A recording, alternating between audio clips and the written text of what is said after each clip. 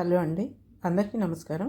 ఈరోజు నేను వినిపించబోయే కథ వసుంధర గారు రచించిన రాయుడు గారి సినిమా 3వ భాగం. నేను సునీత. Welcome to Telugu Kathalokam. రాయుడు మేనల్లుడు శంకర్ సుహాసిని ప్రేమించాను, ఆమెని పెళ్లి చేసుకుంటాను అనగా రాయుడు సుహాసిని చూడటానికి వెళ్తాడు. ఆమె సినిమాల్లో హీరోయిన్ కన్నా అందంగా ఉంది, నీకు ఆ అమ్మాయికి మ్యాచ్ కుదరదని చెప్తాడు రాయుడు. తర్వాత ఏం జరిగిందో ఈ కథనంలో చూద్దాం. క్షణాల మీద వాకపు చేసి సూర్యముఖిని కలుసుకున్నారు. సూర్యముఖి అసలు పేరు అది కాదు, క్లబ్ డాన్సర్గా ఆమె పెట్టుకున్న పేరు అది. రచయితలకు కలం పేరులాగే క్లబ్ డాన్సర్కి స్టేజ్ పేర్లు ఉండాలి, అప్పుడు వారి ఆకర్షణ పెరుగుతుంది అని సూర్యముఖి అభిప్రాయం. నీ పేరు స్టేజ్ వరకు బాగానే ఉంటుంది, కానీ సినిమాలకు ఆ పేరు బాగుండదు, మరొకటి ఆలోచించుకోవాలన్నాడు రాయుడు. ఏదో ఒక రోజున ఓ ప్రొడ్యూసర్ నాకు కనపడకపోతాడా అన్నది నా ఆశ. నా ఆశే కనుక నిజమైతే తెర పేరు కూడా సిద్ధంగానే ఉంది, జయముఖి. ఒక్క అవకాశం కనుక నాకు దొరికితే ఆ తర్వాత నేనే నిలదొక్కుకోగలను అంది సూర్యముఖి. రాయుడు సూర్యముఖిని పరీక్షగా చూసి, నువ్వు బాగానే ఉన్నావు, సినిమా డాన్సర్లాగా కాక నాజుకుగా కూడా ఉన్నావు, నేను తలుచుకుంటే నీకు సినిమాల్లో అవకాశం కూడా రాగలదు అన్నాడు.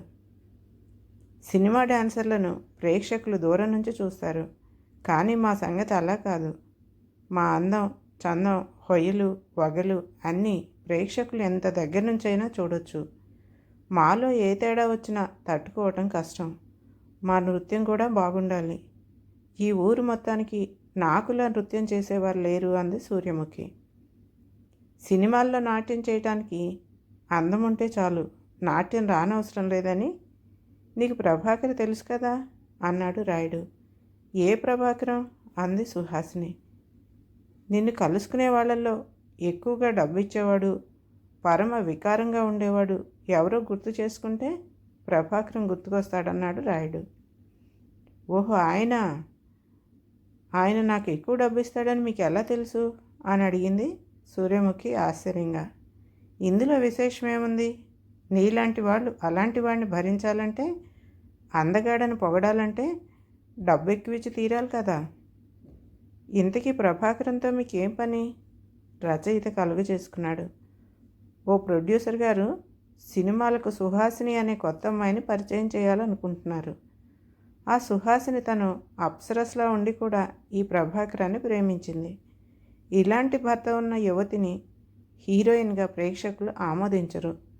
ఈ పెళ్ళి ఆపాలనుకున్నారు ఆ ప్రొడ్యూసర్ గారు. ఆ ప్రభాకరం ప్రవర్తన మంచిది కాదన్న విషయం ఆ అమ్మాయికి నువ్వే చెప్పాలన్నాడు. నేనెందుకు చెప్పాలి అంది సూర్యముఖి. సుహాసిని పిక్చర్లో బుక్ అయితే నువ్వు పిక్చర్లో బుక్ అయినట్లే. సూర్యముఖి జయముఖి కావాలంటే నువ్వు ఈ పని చేయాలన్నాడు రచయిత. జయముఖి, అదే నేను కలలు కనే పేరు అంది సూర్యముఖి. రచయిత ఆమెకు సుహాసినితో ఏం మాట్లాడాలో చెప్పాడు. రాయుడు సూర్యముఖికి అడ్వాన్స్గా 100 రూపాయలు కూడా ఇచ్చాడు. ఇంతటితో ముగిలేదు. వాళ్ళిద్దరూ ఏమేం మాట్లాడుకున్నారో మనకు తెలిస్తే ఆ డైలాగుల తర్వాత ఎందుకైనా పనికొస్తాయి. అందుకు మరో ఏజెంట్ కావాలి. వాళ్ళ సంభాషణలంతా అప్పటికప్పుడు షార్ట్ హ్యాండ్లో రాసుకుని మొత్తం మనకు చెప్పగలిగే మనిషి కావాలన్నాడు రచయిత.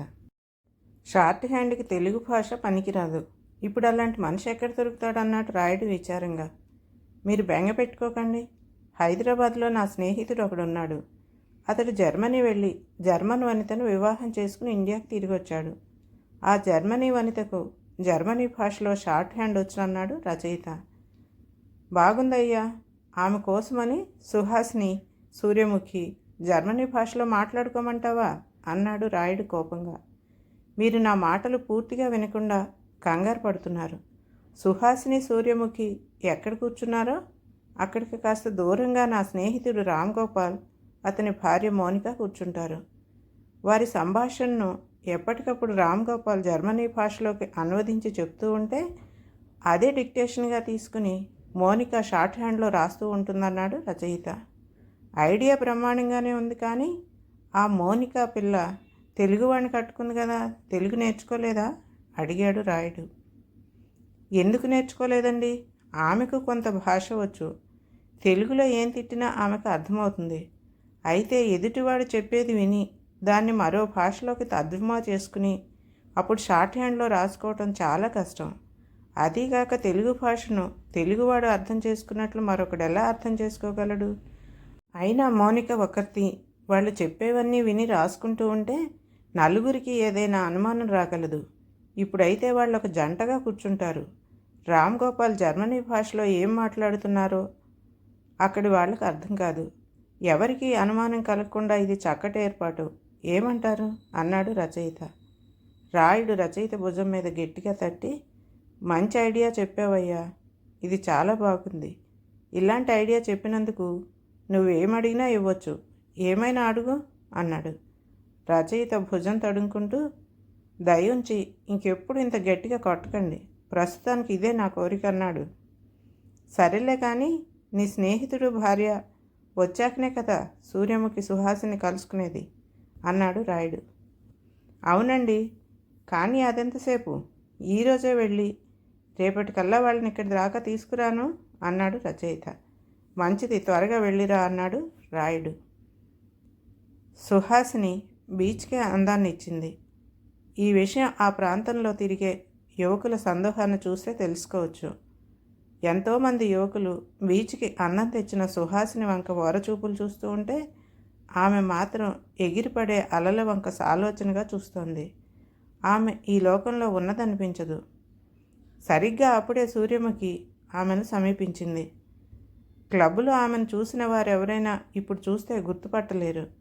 ఖరీదైన నేత చీర కట్టుకుని పమిట నిండుగా కప్పుకుని చూడగానే పవిత్రత ఉట్టిపడుతూ కనపడుతున్నది ఆమె. సూర్యముఖికి కాస్త వెనుకగా రామ్గోపాల్, మౌనిక కూర్చున్నారు. వాళ్ళు సూర్యముఖి వంకే పరిశీలనగా చూస్తున్నారు. మౌనిక భారతదేశ పద్ధతిలో చీర కట్టింది, కానీ అది ఆమెకు అంతగా నప్పలేదు. ఆమె చేతిలో ఓ నోట్బుక్, పెన్సిలు ఉన్నాయి. ఆ రెండు మాత్రం ఆమెకు బాగా నప్పాయి.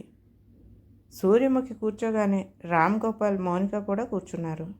నమస్కారం అంది సూర్యముఖి. గ్యూటన్ ట్యాగ్ అన్నాడు రామగోపాల్. మౌనిక వెంటనే అది రాసుకుంది. సుహాసిని ఆశ్చర్యంగా ఆమె వంక చూసి ఎవరు మీరు అంది. వేరేంది అన్నాడు రామ్ గోపాల్. మౌనిక రాసుకుంది. నా పేరు సూర్యముఖి, మీ పేరు సుహాసిని కదూ అంది సూర్యముఖి. రామ్ గోపాల్ వెంటనే అనువదిస్తున్నాడు. మౌనిక రాసుకుపోతోంది. నేను మీకు ఎలా తెలుసు అంది సుహాసిని ఆశ్చర్యంగా. అవసరం అంది సూర్యముఖి.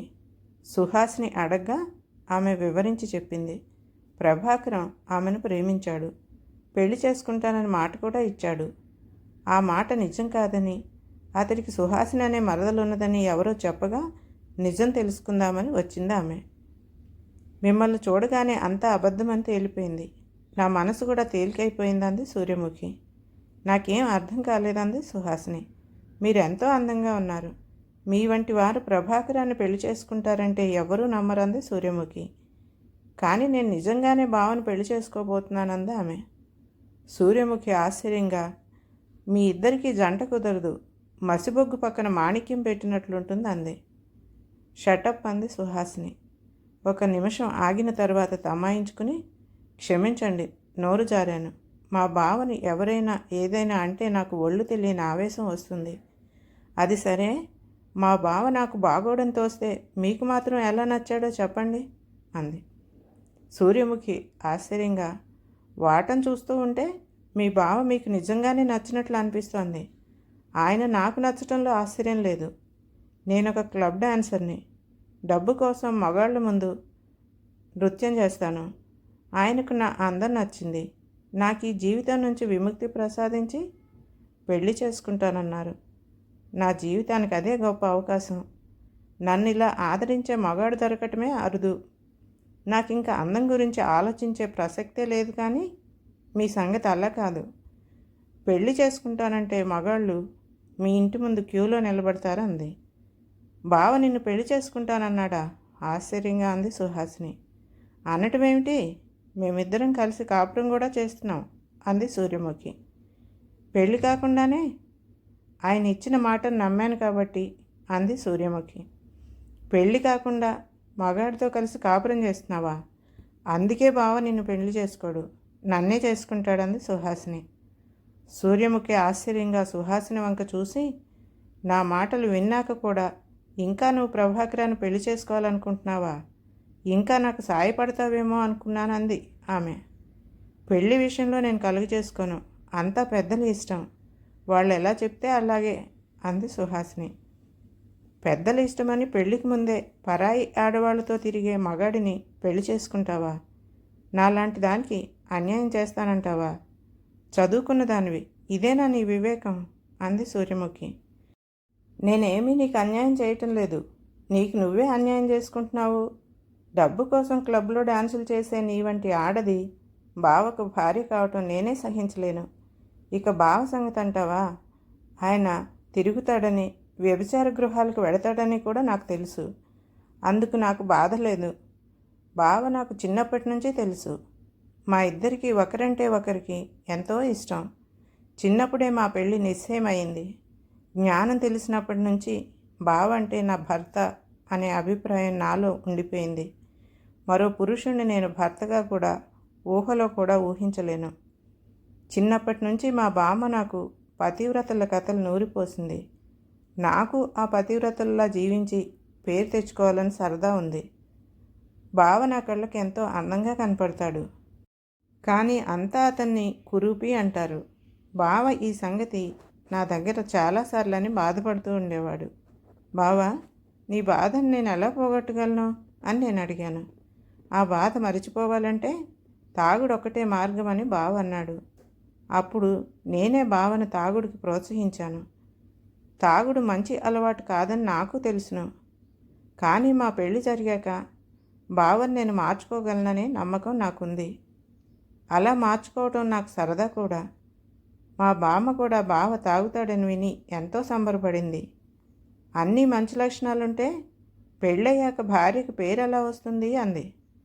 అతడికి తాగుడు బాగా అలవాటు కావాలి, ఆ అలవాటును నేను మాన్పించాలి.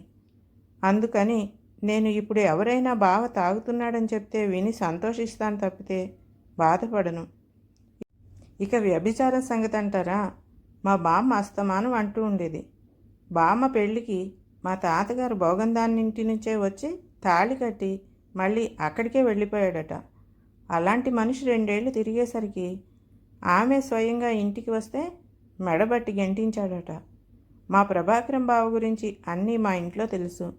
బావ ఓసారి నా చెయ్యి పట్టుకున్నాడు 2 ఏళ్ల క్రితం. తప్పు అని చెప్పాను నేను. మనం ఎలాగూ పెళ్లి చేసుకుంటాం కదా అన్నాడు బావ. పెళ్ళి కాకుండా మనం ఇలా కలుసుకోకూడదని చెప్పాను. పోనీ పెళ్ళయ్యాక భోగం వాళ్ళ ఇంటికి వెళ్ళనా అని అడిగాడు తను. నాకు జాలేసింది. మగాడు పెళ్ళికి ముందు కాస్త అల్లర్చిల్లరిగా తిరగాలట. ఇది కూడా మా బామ్మే చెప్పింది. మా పెళ్ళి జరిగితే అతన్ని మార్చుకోవాల్సిన అవసరం నాకుంది. అదే నాకు సంతోషం. ఇక నువ్వు మా బావ గురించి మర్చిపో. మా పెళ్ళి జరిగాక బావ నీ వైపు కన్నెత్తకుండా చూడకుండా నేను చూసుకుంటానంది సుహాసిని. సూర్యముఖి ఆశ్చర్యంగా సుహాసిని వంక చూసి, నువ్వు చాలా అమాయకంగా ఉన్నావు. నీలాంటి ఆడపిల్లలు మగాడికి వరం అంది. ప్రభాకరం కూడా ఆ మాటే అన్నాడు. నన్ను తప్ప ఇంకెవరిని పెళ్లి చేసుకోనని కూడా అన్నాడు అంది సుహాసిని. సూర్యముఖి నిరుత్సాహంగా అక్కడి నుంచి లేచింది. ఆమె వెళ్ళిన కొద్ది నిమిషాలకు రామ్ గోపాల్, మోనిక కూడా అక్కడి నుంచి లేచారు. సూర్యముఖి అంతా నిజమే చెప్పింది. మోనిక రాసింది, సూర్యముఖి చెప్పింది సరిగ్గా సరిపోయాయి అన్నాడు రచయిత. సరిపోవటం బాగానే ఉందయ్యా, కానీ ఈ సుహాసినికి ఇదేం బుద్ధి? ఇలాంటి పిల్లలు మనకి ఇంతవరకు ఏ కథలోనూ తగలలేదే అన్నాడు రాయుడు. ఇలాంటి పిల్లలు ఏ కథల్లోనూ తగలరండి, నిత్య జీవితంలో ఉంటారు. ఆ విషయం నాకు బాగా తెలుసులేండి అన్నాడు రచయిత. మధ్యతరగతి కుటుంబాల్లో ఆడపిల్లల పెళ్లికి మించిన సమస్య మరొకటి లేదు. పెళ్ళంటూ కుదరాలి, కానీ ఎంత అందమైన పిల్లైనా సరే పరమ వికార రూపుణ్ణి మనస్ఫూర్తిగా ఆహ్వానిస్తుంది. అది ఈ సమాజంలో నడిచే తీరు. చాలామంది ఆడపిల్లల అమాయకులు. చిన్నప్పటి నుంచి పురాణ గాథలతో, పతివ్రతల కథలతో వారి మెదడును కలుషితం చేసేస్తారు. దాంతో వాళ్ళు భర్త ఏ తప్పు చేసినా అది సహజమేనన్న భ్రమలో పడిపోతారు. వాళ్ళ మెదడు ఎదగదు. ఫలితంగా వాళ్ళ ఆలోచనలు డబ్బు చుట్టూ, చీరల చుట్టూ, నగల చుట్టూ, తమ కుటుంబం అనే స్వార్థం చుట్టూ పరిభ్రమించటం ప్రారంభిస్తాయి. స్త్రీని ఈ సంకుచిత భావంలో దింపి పురుషుడు హాయిగా ఈ విశాల ప్రపంచంలోని సుఖాలన్నీ పొందుతున్నాడు. ఇది తరతరాలుగా నడుస్తుంది కూడా. ఓహో, నీకు ఆవేశం వచ్చినట్లుగా ఉందన్నాడు రాయుడు. మనం తీసే సినిమా స్త్రీ సమస్యల మీద కాదు. అందువలన నీ బుర్రలోకి ఆ సమస్యలను రానివ్వకు. మన కథ గురించి ఆలోచించనన్నాడు రాయుడు. మీరు అలా ముక్కుకు సూటిగా పోతానంటే కుదరదు. సమస్యల మీద మనం సినిమా తీయం, కానీ అవసరమైనప్పుడు సమస్యల గురించి ఏమీ మాట్లాడడానికి వీల్లేదంటే కుదరదు. సుహాసిని ప్రభాకరాన్ని ఎలా ప్రేమించింది? అతడి తప్పులన్నింటినీ ఎలా భరించగలుగుతోంది? కాస్త లోతుగా ఆలోచిస్తే ఇది బానిస మనస్తత్వం. ఇదే బానిస మనస్తత్వం పనివాళ్లలో కూడా ఉంటుంది, కూలీలలో ఉంటుంది, ఆడవాళ్లలో ఉంటుంది. సుహాసిని సాధారణ మధ్యతరగతి కుటుంబీకురాలు. ప్రభాకరం ఆస్తిపరుడు. సుహాసిని ప్రభాకర్కి కట్టబెట్టాలనుకున్నారు పెద్దలు. ఎందుకు? డబ్బు కోసం. అయితే సుహాసినికి కాస్త వయసు వచ్చి జ్ఞానం తెలిస్తే ఈ పెళ్ళికి ఒప్పుకుంటుందా? ఒప్పుకోదు. అందుకేం చెయ్యాలి? చిన్నప్పటి నుంచి ఆమె మెదడును ఈ పెళ్ళికి అనుకూలంగా తయారు చేయాలి. ఇలాంటి విషయాల్లో ఈ బామ్మలున్నారు చూశారు, వాళ్ళు సర్వసమర్థులు. సుహాసిని బామ్మ సుహాసిని తాను కోరినట్లు తయారు చేసింది. ఇప్పుడు సుహాసిని ప్రభాకరాన్ని తప్ప ఎవరిని ఆహ్వానించదు. బాగుందయ్యా, కథ ప్రారంభించడానికి ఇది బాగానే ఉంది, కానీ ఈ కథకి ముగింపు మాత్రం వేరే విధంగా ఉండాలి. ఈ కథలో ప్రభాకరం హీరో కాకూడదు, విలన్ను. హీరోయిన్కి విలన్తో పెండ్లైతే ఎలా? ఇందుకోసం ఏదైనా ఉపాయం చూడాలి. త్వరగా నువ్వేదైనా చెప్పాలన్నాడు రాయుడు. అవును, మీరు హీరోయిన్ సంగతి విలన్ సంగతి మాట్లాడుతున్నారు, కానీ హీరో సంగతి చెప్పటం లేదు. ఇంతకీ హీరో ఎవరు అన్నాడు రచయిత. అవును, హీరో ఎవరు అన్నాడు రాయుడు కూడా. అసలు సుహాసిని గురించి మీకు ఎలా తెలిసింది? మీ మేనల్లుడు శంకరం కారణంగానే కదా. అతన్నే హీరో చేద్దామా? అప్పుడు సుహాసిని గతి పెనం మీద నుంచి పొయ్యిలో పడ్డట్లు అవుతుంది. ప్రభాకరానికైతే డబ్బు సంపాదించే తెలివైనా ఉంది, మా వాడికి అది కూడా లేదన్నాడు రాయుడు. అయితే హీరో ఎవరు మరి అన్నాడు రచయిత. రాయుడు కాసేపు ఆలోచించి, ఈ ఊరంతా గాలిస్తే మనకు హీరో దొరక్కపోడు. రేపటి నుంచి హీరో కోసం అన్వేషిద్దామన్నాడు. ఆ సుహాసిని ఎవరో కానీ చాలా అదృష్టవంతురాలు. రాయుడు గారంతటి వారు ఆమె కోసం వరుణ్ణి అన్వేషిస్తున్నారన్నాడు రచయిత. వరుడిని అన్వేషించే ముందు ఓసారి మా మేనల్లుడితో మాట్లాడతాను. వాడి ఎరుకలో సుహాసినికి మంచి సంబంధం చెప్పగలిగితే మనకు తిరిగే బాధ తప్పుతుందన్నాడు రాయుడు. ఆయన శంకర్ని పిలిచాడు. శంకర్ రాయుడు చెప్పింది విని, చాలా బాగుంది. నేను సుహాసిని ఒకరి కోసం ఒకరం పుట్టాం. ఈ ఊళ్ళోనే కాదు, ఆమెకు తగినవాడు నేను తప్ప ఈ ప్రపంచంలో ఇంకెవరూ లేరు అన్నాడు. నిజమైన ప్రేమికుడు ప్రేయసి సౌఖ్యాన్ని కోరుకుంటాడు. నువ్వు నిజంగా సుహాసిని ప్రేమిస్తే ఆమెకు మంచి వరుణ్ణి కూడా నువ్వే వెతికి పట్టుకుంటావన్నాడు రాయుడు. మామయ్య, నా ఆలోచనలు నీ సినిమాల్లోలా అసహజంగా ఉండవు. నిజమైన ప్రేమికుడు కోరుకునేది ప్రేయసి సౌఖ్యాన్ని కాదు, ప్రేయసితో సౌఖ్యాన్ని. ఎట్టి పరిస్థితుల్లోనూ నేను సుహాసిని వదులుకోలేనన్నాడు శంకర్. ఈ డైలాగ్ చాలా బాగుంది, నోట్ చేసుకోవయ్యా అన్నాడు రాయుడు రచయితతో. రచయిత వెంటనే అది నోట్ చేసుకుని, నీ మేనల్లుడు గారు మీ రాబోయే చిత్రానికి మాటల రచయితగా తీసుకుంటే బాగుంటుందండి అన్నాడు. అప్పచెప్పిన పనేది చేయలేనివాడు చిన్నప్పటి నుంచి వాళ్ళ అమ్మ పడే బాధే అదిరా. ఏరా శంకర్, పోనీ నాకు నీ సుహాసిని ఫోటో ఒకటి ఇస్తావు అని అడిగాడు రాయుడు. సుహాసిని ఫోటోనా? అడిగిన వాళ్ళందరికీ ఫోటో ఇవ్వటానికి ఆమె ఏమైనా సినిమా తార అనుకున్నావా? నా దగ్గర ఆమె ఫోటో ఎందుకుంటుంది అన్నాడు శంకర్. సరేలే, అది నేనే సంపాదించుకుంటాను. అడిగినదేది ఇవ్వలేవు నువ్వు. ఈ సంగతి రుజువు చేయటానికే నిన్ను ఫోటో అడిగానన్నాడు రాయుడు. మర్నాడు రాయుడు ఓ ఫోటోగ్రాఫర్కి డబ్బు ఇచ్చి సుహాసినికి తెలియకుండా ఆమె ఫోటో తీయించాడు. ఆ ఫోటో తీసుకుని ఆయన రచయిత కలిసి ఊళ్ళో విహారం మొదలుపెట్టారు. సుహాసినికి ఓ మంచి వరుడిని అన్వేషించాలి వాళ్ళు. మొదటి రోజు సాయంత్రం వాళ్ళిద్దరూ బీచ్ దగ్గర కాశారు. సాధారణంగా వయసులో ఉన్న కుర్రాళ్ళు ఆడపిల్లల్ని చూడటం కోసం బీచ్ దగ్గర తిరుగుతుంటారు. వాళ్లల్లో సుహాసినికి వరుడయ్యే అర్హత ఉన్నవాడు దొరక్కపోవడం, ఇది వాళ్ళ ఉద్దేశం. రాయుడు గారి సినిమా 3వ భాగం పూర్తయింది. తరువాతి భాగం రేపటి వీడియోలో. ఈ కథ కనుక మీకు నచ్చితే లైక్ చేయండి, షేర్ చేయండి మరియు సబ్స్క్రైబ్ కూడా చేయండి.